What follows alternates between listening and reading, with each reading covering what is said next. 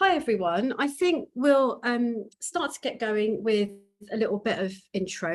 The numbers are still going up, but all is good there. So welcome everybody to today's webinar. I'm Anna from the TUC and I'm joined by three guests who I'll tell you a little bit more about in a minute, but we have Sarah from the NEU, Graham from the Trade Union Clean Air Network and Rory from the ITUC, but I'll be getting onto them more in a second.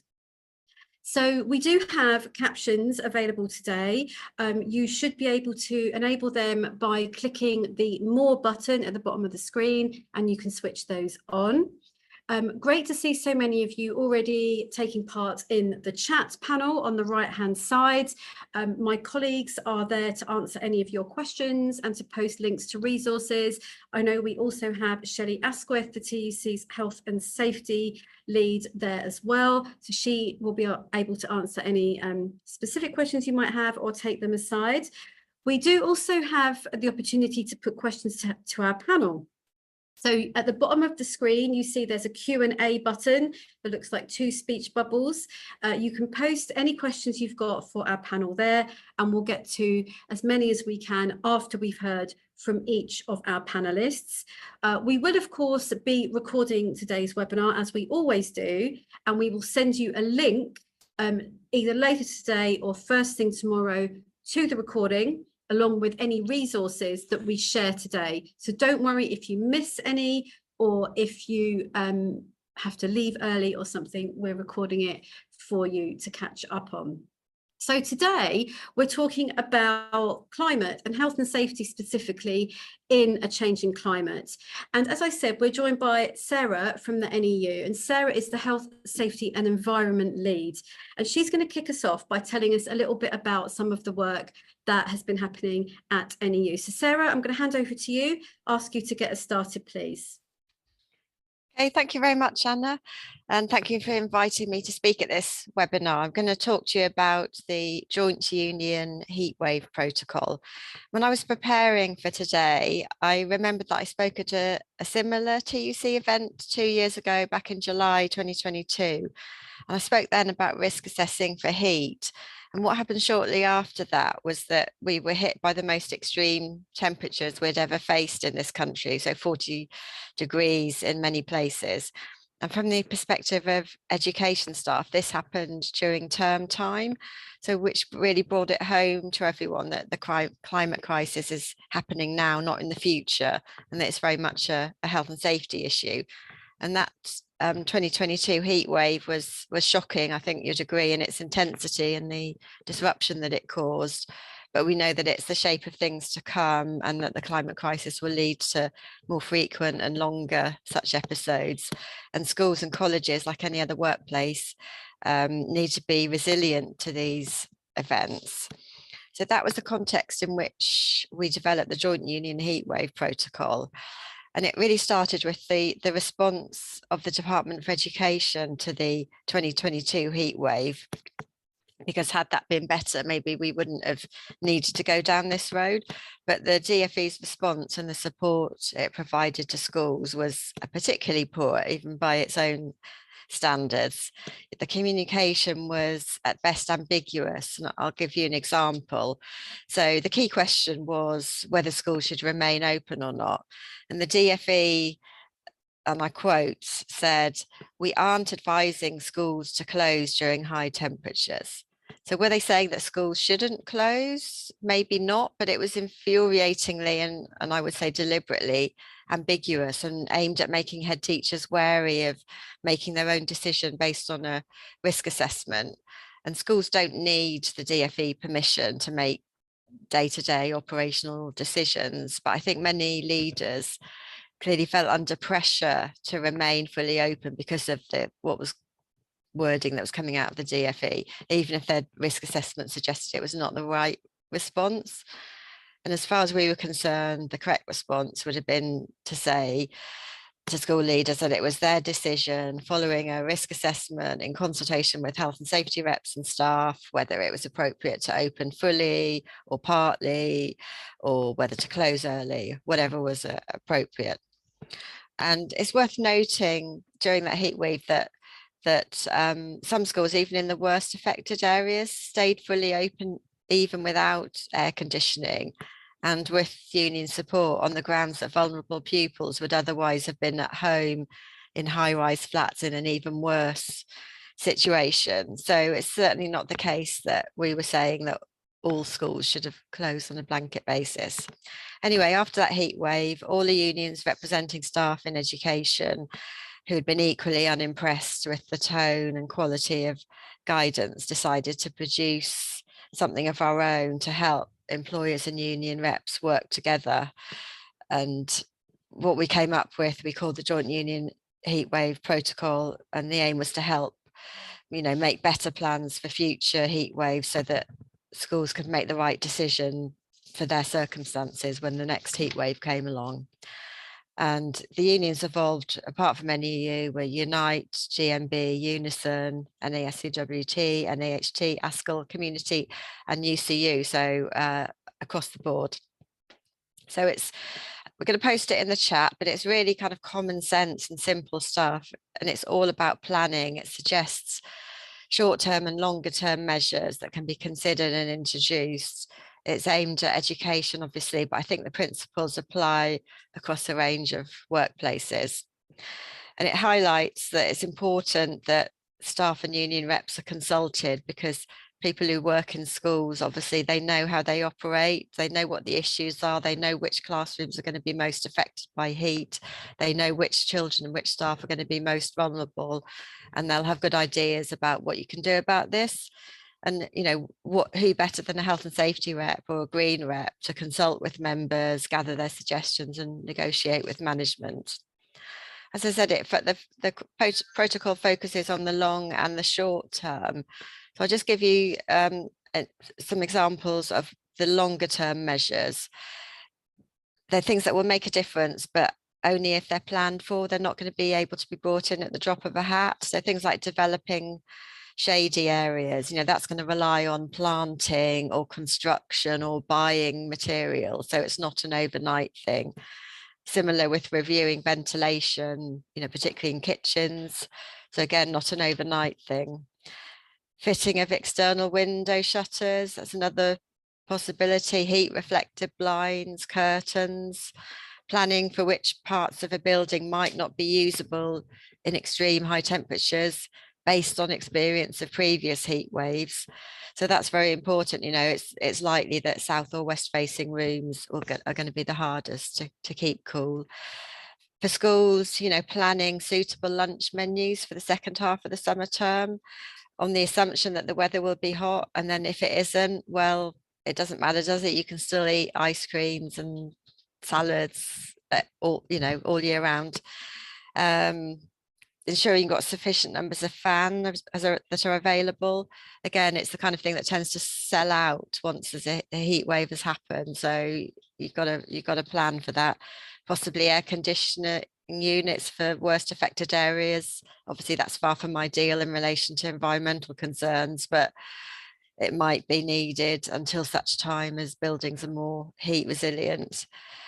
Another suggestion we include is timetabling sports days or other outdoor events for earlier in the year, and including a contingency days if it's too hot or if it's pouring with rain. So all those kind of things are common sense, really. Also planning for the possibility of needing to alter the timing of the school day, starting earlier during the cooler period, and advising parents that might be the response. So you're not kind of springing up on anyone. It's all kind of part of a long-term plan that you can share. Also thinking about the needs of staff or pupils who might have, higher susceptibility to extreme heat, those with underlying medical conditions, pregnant staff, for example. Ensuring that all staff and learners are aware of the health risks of extreme heat, the symptoms of heat stress, heat exhaustion, heat stroke, so they can recognize that in the children and in their colleagues.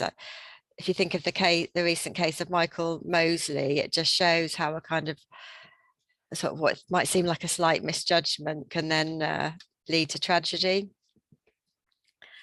So then looking at shorter term measures. So here we're talking about measures that can be introduced much more quickly without lots of planning, or measures from the long-term plan that then can be quickly triggered at short notice.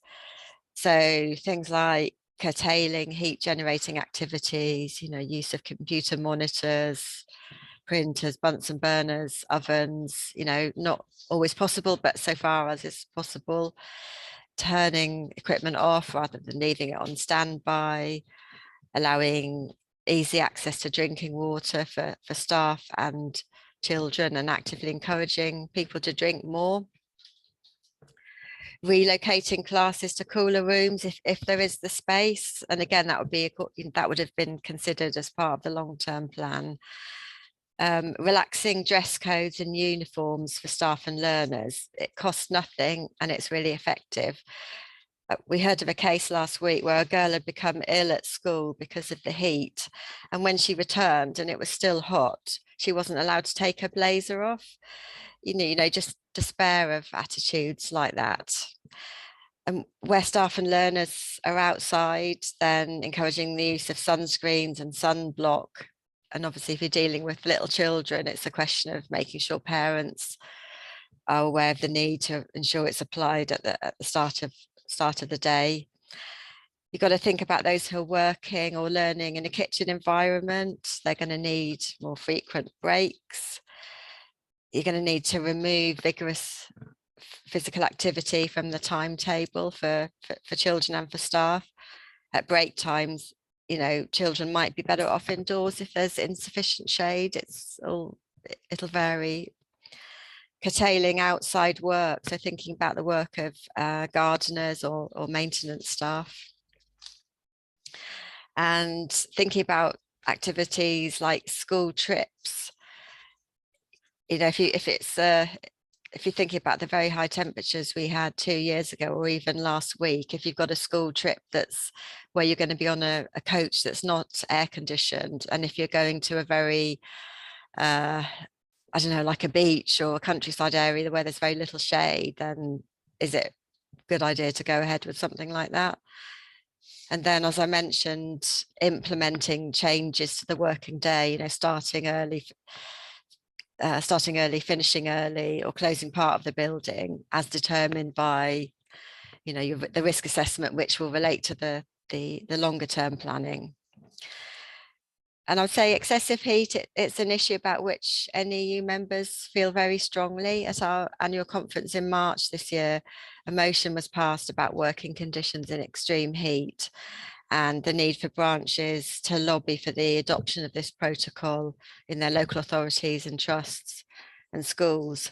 And we had Alex Green from Let's Go Zero come to speak at our Climate Fringe meeting at annual conference, and she praised this protocol as something that the climate action advisors who work for her charity and who are going to be going into schools and advising on climate action plans, she really liked the protocol. And so, we're pleased that external organizations that we work with are going to be happy to promote it as part of the work they do in schools. And yes, of course, we need a maximum legal working temperature, and staff, and particularly children, we know that they can't learn effectively in high temperatures. But notwithstanding that, even if there was a legal maximum, we would have to be able to enforce it, and we can't rely on the HSE to do that. So it's got to be an area for collectivizing. It's going to be widely and deeply felt by staff members. It's very unlikely to just affect one person. Maybe that some classrooms get hotter than others, but very few people are going to be unaffected. And the additional issue for education staff is that they can't just leave a classroom even for a short period to get a cold drink, because they can't leave the children. So for NEU, we'd encourage this to be considered as a whole school issue like any other by the union group, and obviously where possible with members of other education unions. Monitoring the temperature is very important. We do sell NEU thermometers but I was informed at a meeting last week that the CO2 monitors that got rolled out to schools during the pandemic, they can monitor temperatures too. I think a lot of them might have been ended up, stuck back in a cupboard after the pandemic, gathering dust.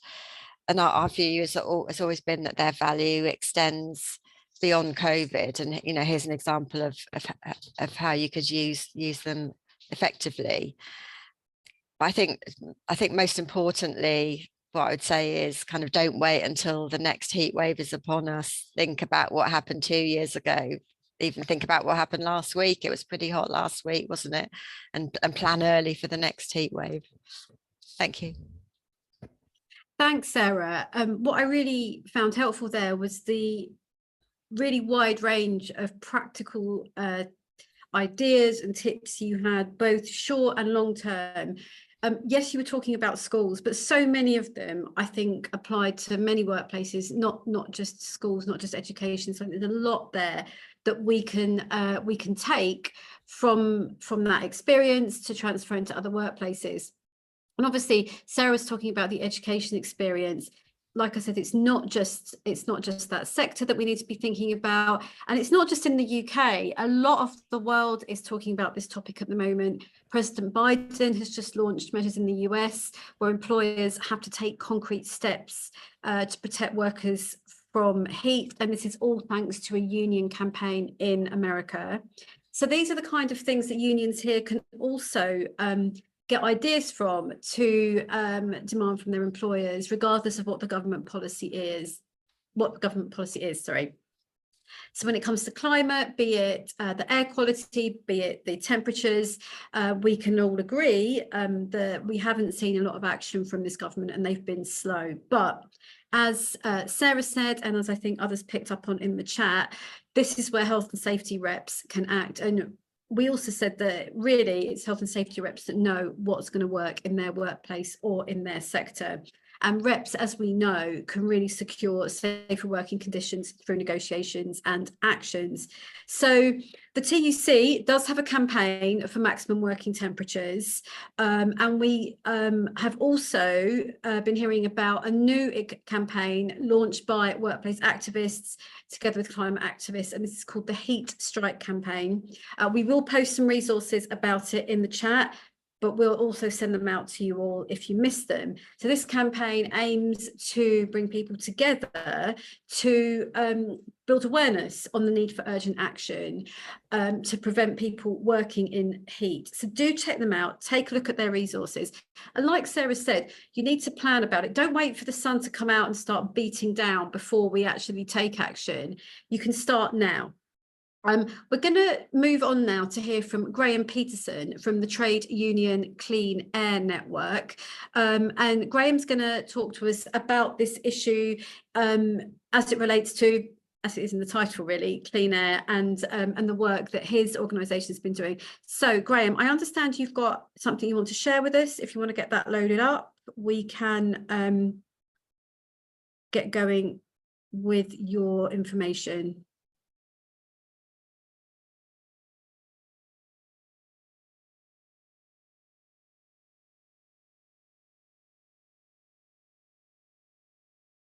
Okay, can't hear you at the moment. So if you unmute as well, I can maybe talk you through just sharing that. Yeah, I was just going to say you were going to do some fill-in, but yeah, let me just... Yep, no worries.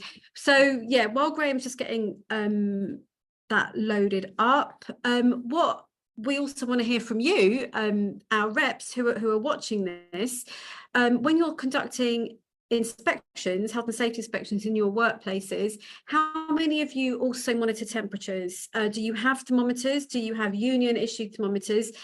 Let us know. We like hearing what's going on in workplaces. So if temperatures are part of your inspections routine, let us know. You can put your stories in the chat. Okay, if you're all good, Graham, I can hand over to you. Yeah, I think I'm good to go if everybody can see that.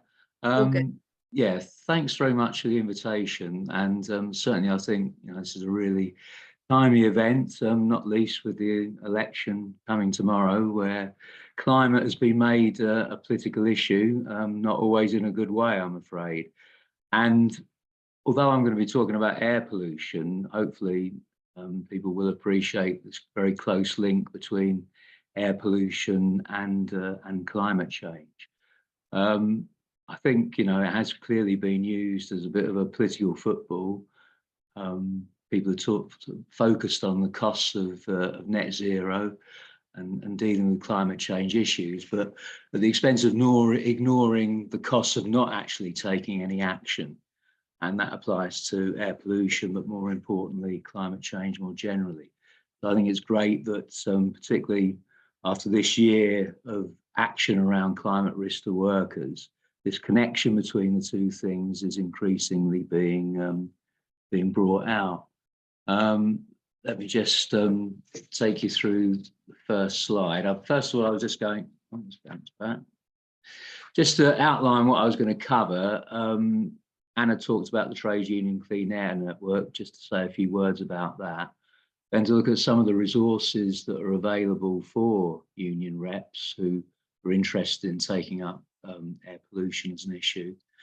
Then wanted to quickly just refer you to a case study that we've used to highlight how this is something which, not just at workplace level, but at community level, is something that unions can be addressing. And then finally, some ideas about if people do want to take up this challenge, some of the potential next steps.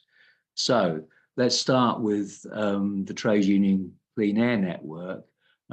It's a kind of illustration of what I've said earlier, where you've got a climate-based organisation like the Greener Jobs Alliance and a health and safety-based one, namely the Hazards Campaign, who came together back in 2019 to look at ways in which we could highlight this issue of air pollution. And we issued a charter, which was, as you can see, signed up for by 14 of some of the bigger trade unions and a number of other organisations. And that charter probably needs updating, and we're in the process of doing that. But we've used that as the basis for trying to launch a campaign around this key issue. So one of the things that we've done by way of supporting union reps who want to take up this is on Workers' Memorial Day, we actually issued a new set of guidance, and that's the flyer for it, including the QR code to actually download it. And that contained, on the flyer, you've got a short checklist there, but this is quite a comprehensive guide that was produced. And it's designed for workers who want to actually pick up this issue at the workplace and try and get support for improvements. Because one of the areas that we really felt needed to be addressed was, although there's a lot of discussion about air pollution, it's largely been seen as a public health issue rather than an occupational one. And when we talk about air pollution also, it's largely about outdoor pollution with very little action or attention paid to the hazards of indoor air pollution. Now, I know many workers are exposed to both, not least perhaps when they're traveling to work, they're going to be exposed to a whole range of contaminants. And when they get into work, they're going to be exposed to even more. And clearly there's some crossover between the two, where indoor air is getting to pollute the outside and vice versa. So this is one of the guides that we've produced. And what we've also done, and this has been launched actually this week, is we put together a 10-minute film on indoor air pollution. And again, there's a flyer that's available to that, for that, where you can actually click and get the film up and running. So we'll hope that will be also a useful example of a resource that can be used both in the community and at work. The case study that I was talking about, which is illustrated in the film, is an example of primarily community union action. And this is where Battersea and Wandsworth TUC, Local Trades Council, decided that they wanted to use the Love Unions Week in February as the start of a clean air campaign in the borough.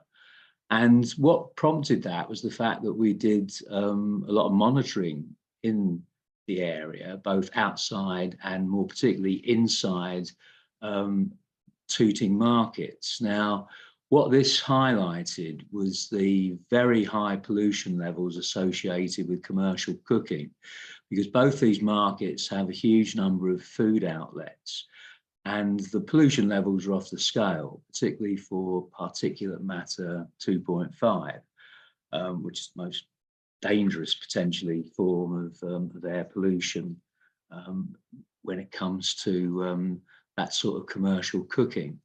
And what it illustrated was the fact that workers and the public inside these areas could potentially be exposed to 200 times the safe level that the WHO have designated for outdoor or ambient air pollution. So it illustrated straight away for us this problem of the difference between the two, where although standards for outdoor air pollution aren't good, they do exist, and they're far better than what they are for indoor air pollution, where if you look at, in terms of workplaces, the workplace exposure limits for something like particulate matter 2.5, then they're set at a crazy level. As I say, 200 times the amounts for outdoor air pollution. So this campaign was designed to actually try and highlight that. And it was also a campaign where we've been working closely with the local authority and had meetings with the market owners. And we're still a long way from resolving this, but we're having regular meetings. We're putting in comprehensive monitoring and testing to actually get a much better idea of the extent of the problem.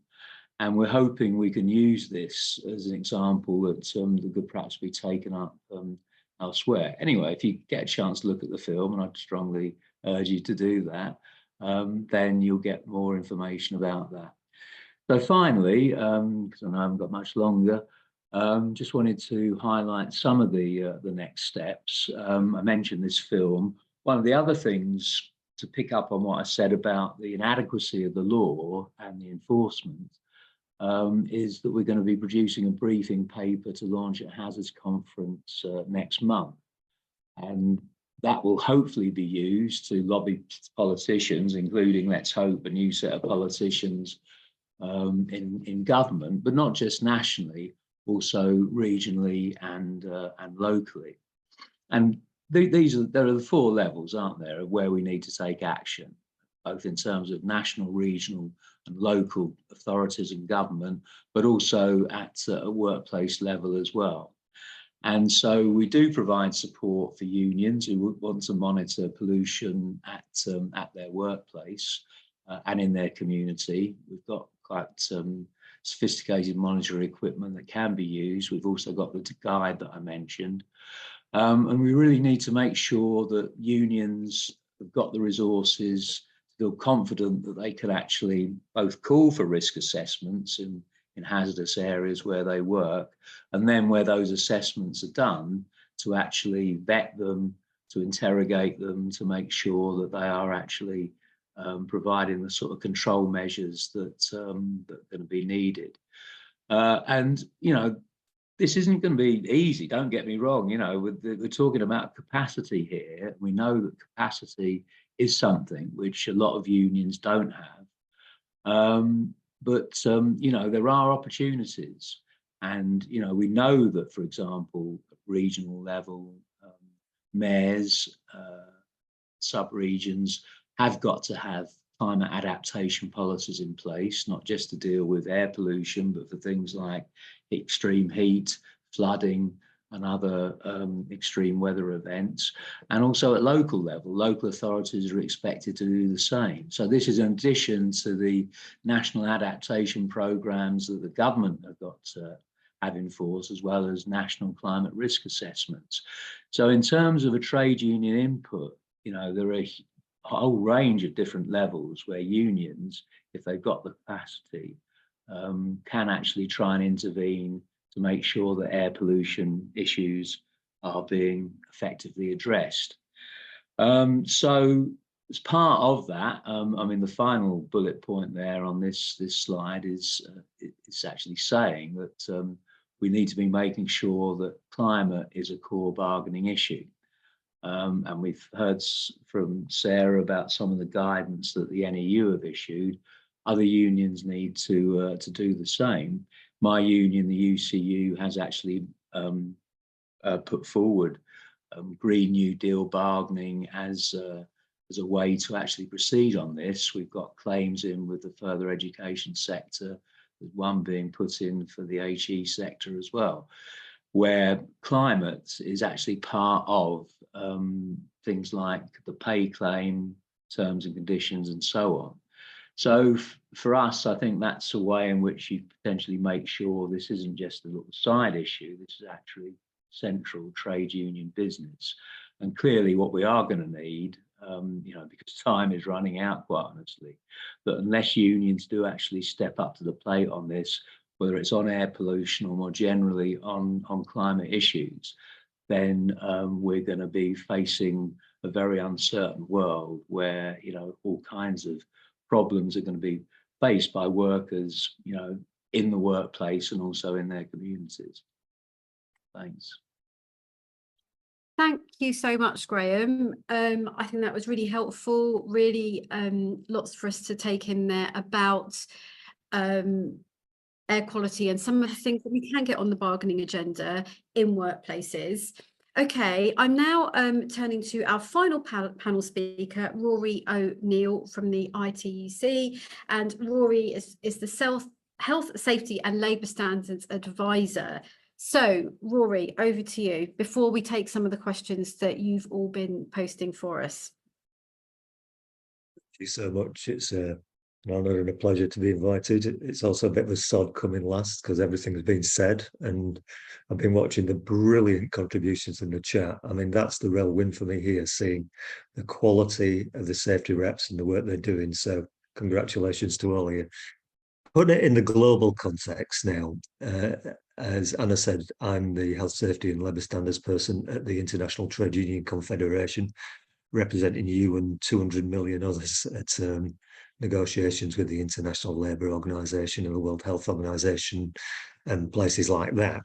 Now, one of the big issues for us is mainstreaming climate change, the climate crisis in occupational health and safety language, because for us it's inescapable, you know. And in the last 2 years, we've got language on emergency preparedness and planning, in codes of practice, on textiles, on construction, on forestry, on biological hazards and other documents. So it's becoming part of our day-to-day union safety business. And, you know, there's pretty pressing reasons for that.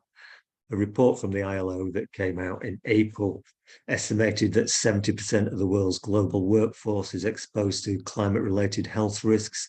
And, you know, it's killing tens of thousands every year worldwide, and many, many hundreds of thousands, and probably millions being made sick as a result and having their working lives ruined. And it's not just about baking to death. You know, the heat and the discomfort and the health effects from that are pretty obvious. But we're seeing diseases like cancer, heart disease, cardiovascular diseases, respiratory diseases, and mental health conditions, all linked directly to climate effects. One thing in the chat was someone mentioned, I think Stuart Gray, is this relevant, this event relevant to outdoor work as well? Of course it is. We're dealing with outdoor worker problems probably more acutely than any others at the moment. For example, van drivers baking in their trucks.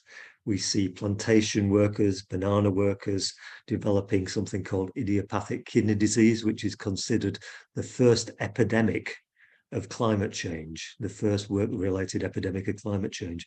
And you're talking hundreds and hundreds dying as a result of a disease that no one knew about until we started realizing climate change was at the root of it.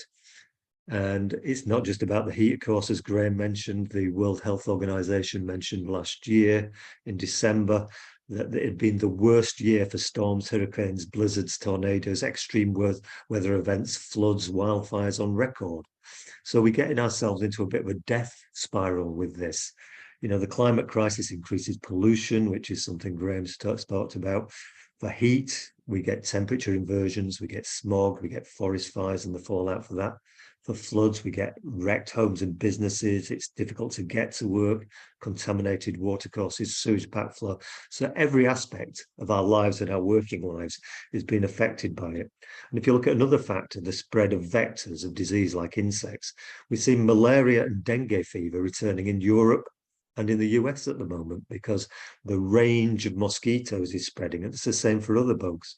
So it's easy to say, you know, when you work in the global world, that it's something that's happening over there, but it isn't something that's happening over there. It's something that's happening everywhere. And, you know, if you want to say, why is it relevant in the UK? Well, I'll give you 3 reasons for starters. One, we've just had the 2 hottest years on record.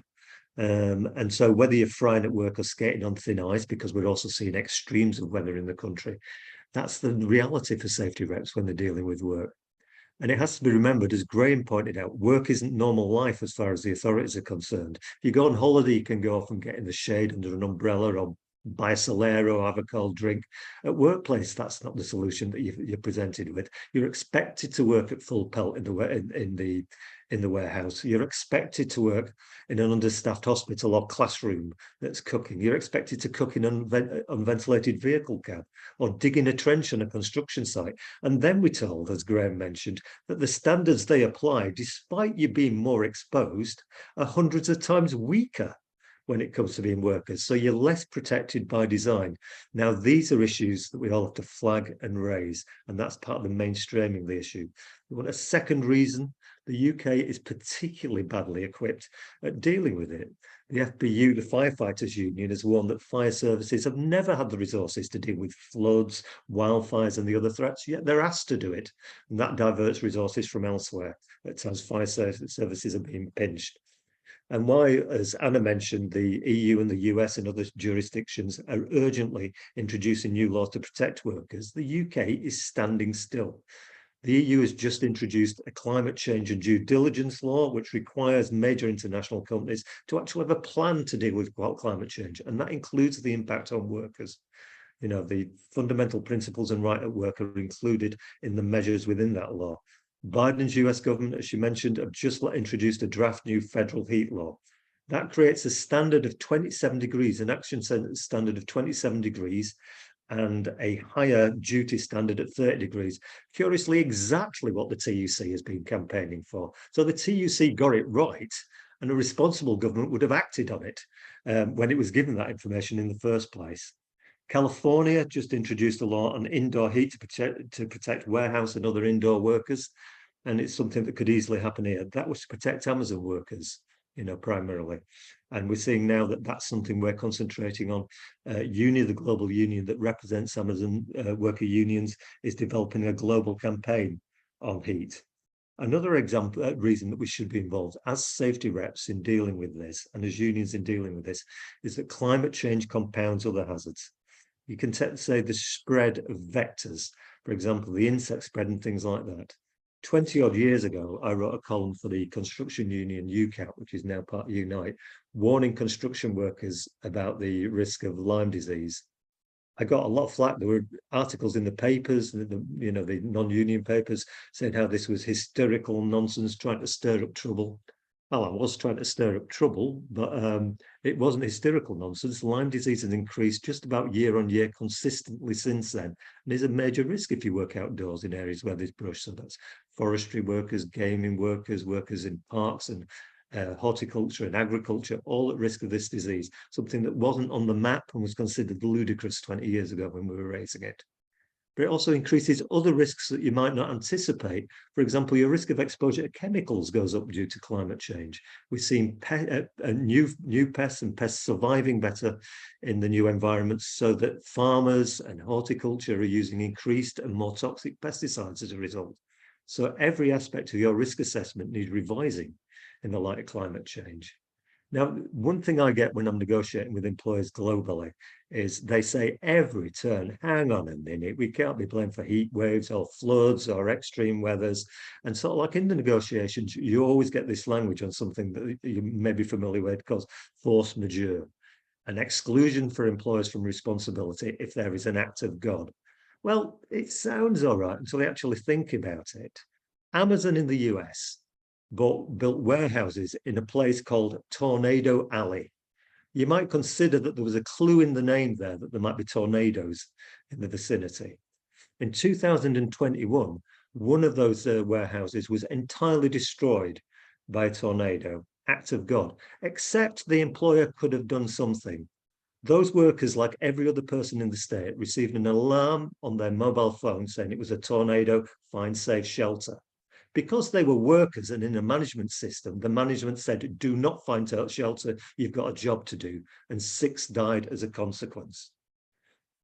If you want to look at the sun has been around for 4.6 billion years. Like the tornadoes, and employers have had plenty of time to plan.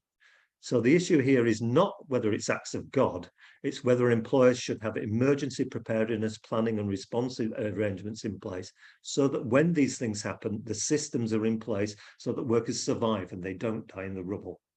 So what happens anyway if we don't do something? Well, I would say bad things happen. If you take the UN Montreal Protocol, which came into effect in the late 1990s, that was to stop us having a hole in the ozone layer, a climate effect that we all wanted to see addressed. The Health and Safety Executive took one action in response to that. It urged all employers, it put out a notice saying, shift from trichloroethane to trichloroethylene. In other words, shift from a safer solvent to a more hazardous solvent, so that you can save the ozone layer and kill workers. Trichloroethylene is a carcinogen and neuropoison that workers in trade unions have been campaigning to get rid of for decades. Now, what happened here is we moved to something more hazardous. HSE had the choice there to actually say, what do we do when we have to do something to improve the climate? We also make workplaces safer. They could have said, drop solvents and move on. But because that discussion bypassed trade unions, they went to a worse, more hazardous solution instead. And that sort of thing will be repeated all the time unless unions have a controlling interest. The second thing is, if we don't act, then good things won't happen. Just transition is part of our solution to climate change. It means getting workers from dirty, polluting, hazardous jobs into clean, green, safe jobs. Simple enough solution and part of our armory. But it doesn't happen when unions are influencing the discussion. We're seeing now what's happening with Tata. As TUC noted, in Canada, in Sweden, in the Netherlands, in the USA, governments and steel companies are investing in building green hydrogen furnaces to produce primary steel. In the UK, Tata's plan was to shut down the blast furnaces and lose 2,800 jobs. And that was a heavily subsidised plan to lose jobs in the UK and South Wales. Now, unions are still fighting that, but the truth is, without a union voice, the default would be to shed jobs and not create new green jobs. And for final measure, you should actually think, if we don't actually act, we're being killed anyway by what goes on. Work in British standards is actually killing workers from climate change at this moment. A study done in the US of construction workers, where they were asked to swallow temperature monitors that measured their internal temperature, found that at 30 degrees centigrade, a regular temperature in the UK, workers were cooking. They had an effective fever of 104 degrees Fahrenheit every moment of every working day. Well, when you're sick, you rarely have a fever that lasts more than a day, but that was their normal work experience whilst the temperature was at 30 degrees. So it's been made clear by Sarah with the fantastic stuff she's told us about their heatwave project, and Graham about the air pollution and PM 2.5s and the rest. There is a good response to unions taking action. The US heat law, the California heat law, both came as only a direct response to union campaigns. At the ILO's international conference last month, we introduced the first language in an ILO convention, a legally binding convention that includes, puts a requirement for national policies at governmental level to include taking account of climate environment risks when they devise their occupational health policy. Wouldn't have happened without unions raising it. The employers went ape when we did it, but we won that argument. But the real thing is the stuff that was pointed out by Sarah when you look at your risk assessments and what they do. You know, it's unions that actually recognise the risks. It's planning that recognises the long-term solutions too. She mentioned planting, that's a long-term thing. So we need emergency preparedness and response agreements negotiated by unions as well, making sure that only unions will drive that. And it was key that Shelley mentioned in the chat, and I think Anna mentioned about the heatstrike.uk. There are campaigns out there we can get involved in that take it outside our workplaces and protect our communities as well. So I would advise everyone to go and look at heatstrike.uk. I mean, the alternative to doing all this is that we accept the policy that gives us lower standards for, or less protective standards for workers, and treats us as collateral damage. And that's not the case. The only people, though, that will stand up and put a different message across are trade unions. So that's your job. Thank you. Thanks so much, Rory. And I'll echo something you said quite at the beginning, that it's wonderful to hear from all three of you, but it's also wonderful to hear from the audience about what you're doing in workplaces. I always think that's really helpful for us to hear that, and interesting to hear what's going on. Just on that, about hearing about workplaces, a couple of months back, we here at the TUC had an inspections week, your workplace safety inspections week, where we asked you to submit the outcomes of your safety inspections. Please do still do that. We'll share the link of how you can share that, how you can tell us about that, and we'll give you recognition for doing that inspection. Okay, I'm going to try and look through some of the questions that we've had submitted from the audience. The first one I think I can answer.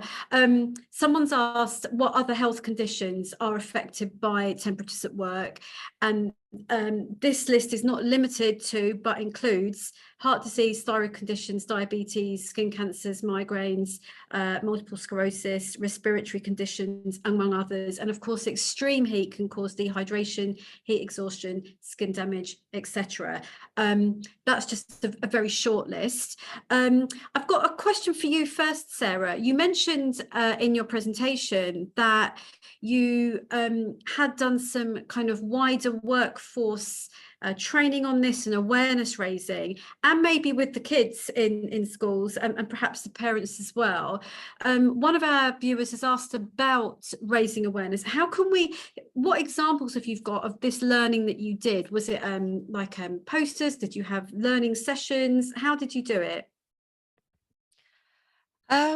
One thing I'd draw attention to is our new training program for green reps. This is a relatively new initiative for us. It's been going for just over a year. We've run a couple of sessions already, and my colleague Rosie Hazard, who leads on that, is in the chat. So in terms of awareness within schools and what green reps and also health and safety reps can do, I'd like to draw attention to the green reps, our green reps checklist, which Rosie has posted in the chat.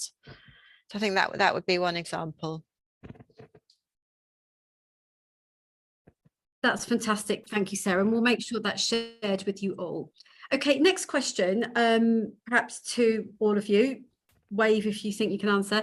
Have we got any studies or evidence on how hot spaces affect productivity?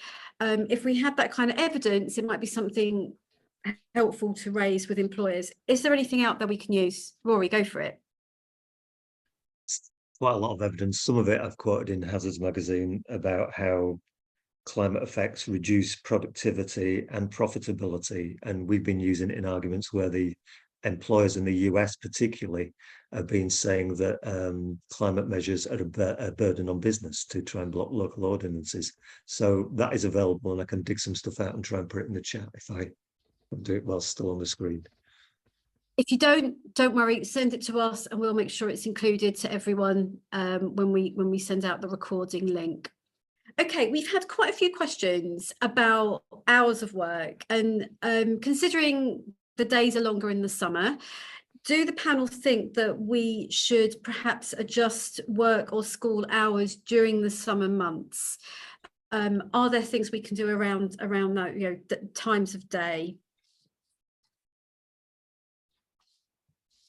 Yeah, I think you can in schools. I mean, it was something that was suggested when we were discussing through our health and safety organising forum what should go into the heatwave protocol and discussing with the other unions, and that was a suggestion. I mean, we know that schools in Europe, they tend to start earlier and finish earlier, and we haven't traditionally had that pattern. But you know, if it's something that you plan for, then it's easier to implement. I mean, obviously parents are going to be up in arms if you say, right, from tomorrow we're starting at 8 o'clock and we're going to finish at 2 o'clock. It's not going to go down well. But I think parents will understand that it's in the interest of their own children if they're kind of brought into the discussion, and if they're given adequate notice. So yeah, again, I think it needs to be you need to consult with the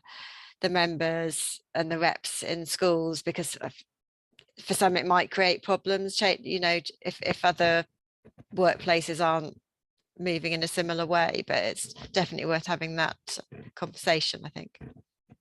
Thank you. Rory? I'm still loving the chat. Thanks. I'm just watching it go by. It's brilliant. Yeah, I've just been working on the negotiations for Amazon globally with the Global Union Uni. And one of the things, this is why unions need to be doing this about the hours and things like that, and the breaks and the rest, because the things we have a grown-up discussion about it. One is, if you change the hours, you do it without a loss of pay. Amazon, what we're negotiating rest breaks at the moment. But if you do rest breaks, then you lose your bonus pays, your performance rates and things like that. So it's unions that recognise that you need to protect pay rates as well. One of the comments in the chat was about getting lighter uniforms for nurses. Absolutely correct. And we're arguing in the Amazon case and elsewhere that the lighter uniforms should be provided free. It should be something that comes out in the risk assessment, because they're not treated as PPE, yet it's required wear. And on the international stage, all safety required equipment, which would be that uniform, should be free to the worker and stuff like that. So it's about union savvy in negotiating things that put things in the round, not just arguing things in isolation. Thanks, Rory. We've had quite a few questions as well that relate not just to temperatures, but ventilation and air quality, particularly around maybe schools and prisons that are in older buildings or Victorian buildings where it's difficult to change things, where the building has obviously been around for hundreds of years. What advice do you have there? Because I imagine it might be something that an employer would use as a reason to play hardball in bargaining. Have you got any tips? Yeah. Graham, do you want to go first, and then we'll come to you, Sarah? Yeah, I mean, I think got to recognise that there will be these issues, and that this doesn't come without a cost. And we need to be clear about who should actually pay for that, which is why I think it's very worrying when I look at what's on offer in terms of some of the manifestos in this election.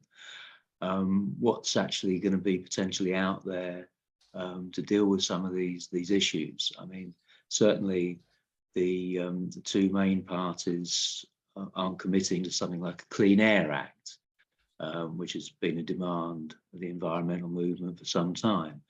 If there was a decent Clean Air Act, then that would actually go a long way towards helping deal with this, because it would actually provide a legislative framework, and it would also hopefully be backed up with finance to actually make sure that the standards that were adopted were implemented.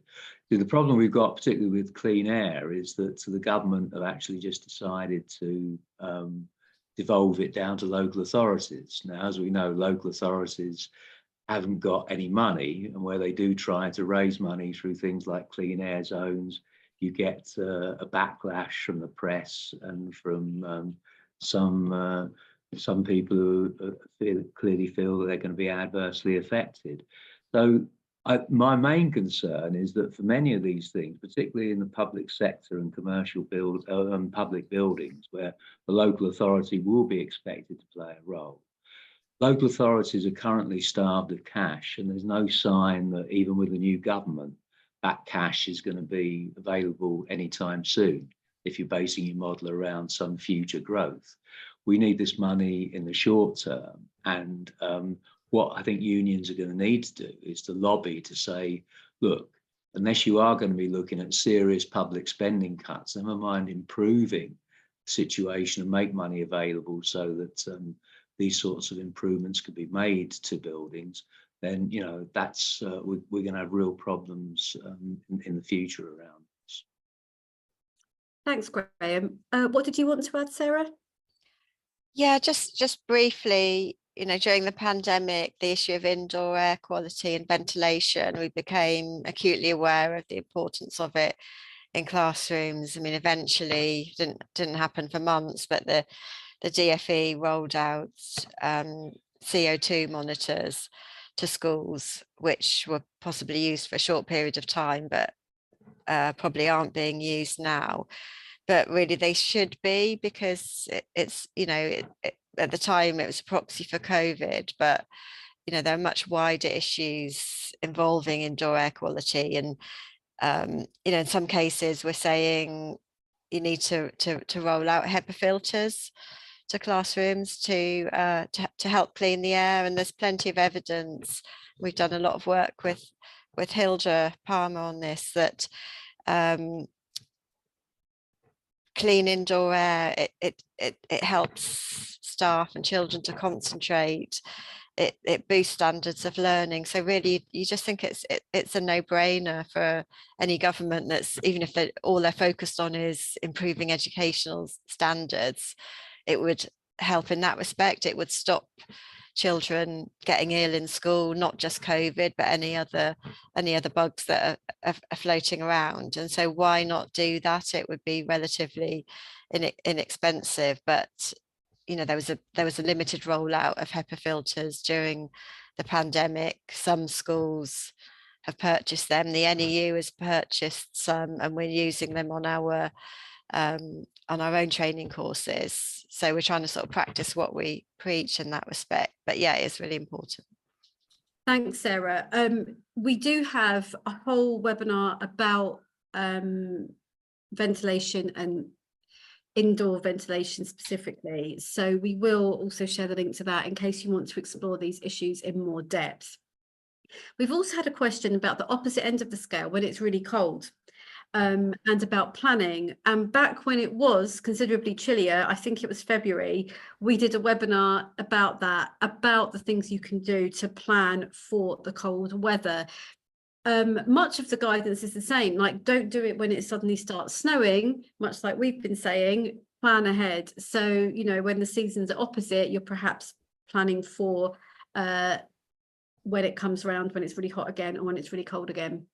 Okay, we're nearly time to wrap up. So my final question to you all is about Climate Week, which I'm told is in September. Have you got any plans to campaign on this issue there? Or what are some suggestions that safety reps or green reps in workplaces can do to raise awareness during Climate Week? Let's start with you, Rory, and then we'll just ask the other two as well. So I think the other two would start, to be honest. I mean, for me, it's making it a part of my everyday. It's not a calendar thing. And given that I work on the global stage and the temperature is different and the season is different, and just about everywhere I work, it don't work quite so well. I would say my overwhelming lesson is we have to mainstream OSH. It's not a one-day thing. It's like Christmas. It's for every day, or Eid or whatever else. It's for every day, not for just for the special occasions. I think the advert was puppies for life, not just for Christmas. So we'll use the same thing. Workplace temperatures all year round, doesn't matter whether it's hot or cold or something like that. Sarah, any final thoughts on Climate Week in September? Will schools be doing anything about this? It's something that we'll be discussing. We have a very active climate network at the late climate network where a large number of lay activists have joined. So we tend to discuss responses to things like that in that forum. So yeah, I think we'll take suggestions from there. But yeah, I think I agree with Rory that it's always easy to focus on easy stuff. And yes, obviously it does need to be mainstream, but when you've got an active network like that and a WhatsApp group, then it's very easy to kind of share good ideas. And I think that's how suggestions get passed around. Thanks, Sarah. We will absolutely encourage you to do that. Share ideas amongst your fellow reps, again, with other people in your branch or with people in your wider union and beyond. Graham, any thoughts? Well, just a quick one, echo what's been said. Yeah, in terms of air pollution, well, we've got the Hazards Conference taking place end of August, beginning of September, which hopefully as many people on this call as possible will look to attend. But the briefing paper that we're going to, I mean, this will be discussed in workshops at the conference, but the briefing paper will hope can be launched and then taken out there to lobby politicians to actually try and make improvements on not just the law, but how it's enforced. So for us, that would be a key thing. But I mean, the TUC will have had their motions, which hopefully there'll be some decent ones around climate risks, and that can also provide unions after September with an opportunity to take some of that forward as well. Thank you so much, Graham. And thank you again, Rory and Sarah. Shelley will be at the Hazards Conference. So those of you who will be going, you'll be able to see her there as well. We've had some fantastic advice from you all today, both from the panelists and from the audience. Don't forget, if you tuned in live today, we will be awarding you a TUC digital credential, which recognises that you came today, that you can use to show what you learned or share it with others. This is also our last webinar before we take a bit of a break for the summer. So we will be returning to you in the autumn. Do look out over the summer for an email from us at the TUC. We like to, a couple of times a year, ask you about what you want from us in terms of webinars, about subjects, about other things we should be doing. So do look out for that, because we want to hear from you. And all remains me to say is have a great summer, and we will see you back here in the autumn. Bye-bye for now, and see you again soon.